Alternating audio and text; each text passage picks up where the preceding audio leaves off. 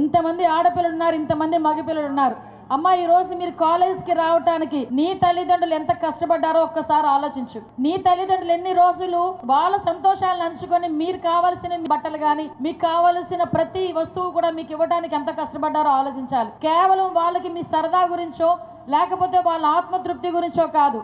కేవలం అడిగింది ఇస్తే మీరు చదువుకుంటారు, శుభ్రంగా ఉంటారు, మంచి భవిష్యత్తు ఉంటుంది, మంచి ఉద్యోగాలు చేసుకుంటారని ఒకే ఒక ఆశ. 5 సంవత్సరాల తర్వాత చూస్తే నీ పక్కన కూర్చున్న అమ్మాయి ఐఏఎస్ ఆఫీసర్ అవ్వచ్చు, నీ పక్కన కూర్చొని నీతో పాటు సైకిల్ తొక్కుకుంటూ వచ్చిన అబ్బాయి ఐపీఎస్ ఆఫీసర్ అవ్వచ్చు. కానీ నీ పరిస్థితి ఏంటనేది ఆలోచించుకోవాల్సిన అవసరం ప్రతి ఒక్కరికి ఉంది.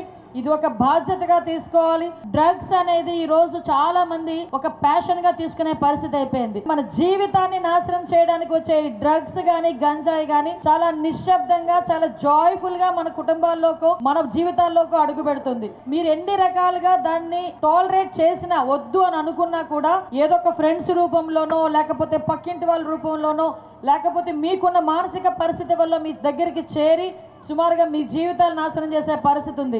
ఈరోజు గవర్నమెంట్ దీని మీద చాలా పర్టికులర్గా పటిష్టమైన ఏర్పాట్లు చేసి ఒక ఈగల్ అని ఒక టాస్క్ ఫోర్స్ ఏర్పాటు చేసి ఎక్కడైనా ఎవడైనా డ్రగ్స్ తాగినట్టు కానీ, డ్రగ్స్ తీసుకుంటున్నట్టు కానీ, అక్కడి నుంచి ట్రాన్స్పోర్ట్ చేస్తున్నట్టు కానీ, అమ్ముతున్నట్టు కానీ ఎక్కడైనా కూడా పట్టుకొని ఇమీడియట్గా జైల్లో పెట్టే ఒక ఈగల్ కన్ను లాంటి, ఒక డాగ కన్ను లాంటి డ్రోన్స్ని ఈరోజు సుమారుగా మా విజయవాడ కమిషనరేట్లో దగ్గర 42 పెట్టుకున్నారంటే ఒకసారి ఆలోచన చేసుకోవాలి. అనుకోవచ్చు ఇదేముందిలే పరిగెట్టి పారిపోతే వెళ్ళిపోవచ్చేమో అనుకుంటున్నారేమో పిల్లకాయలందరూ కూడా. నో, సుమారుగా 10,000కి పైగా విజయవాడ కమిషనరేట్లో సీసీటీవీ కెమెరాస్ ఉన్నాయి.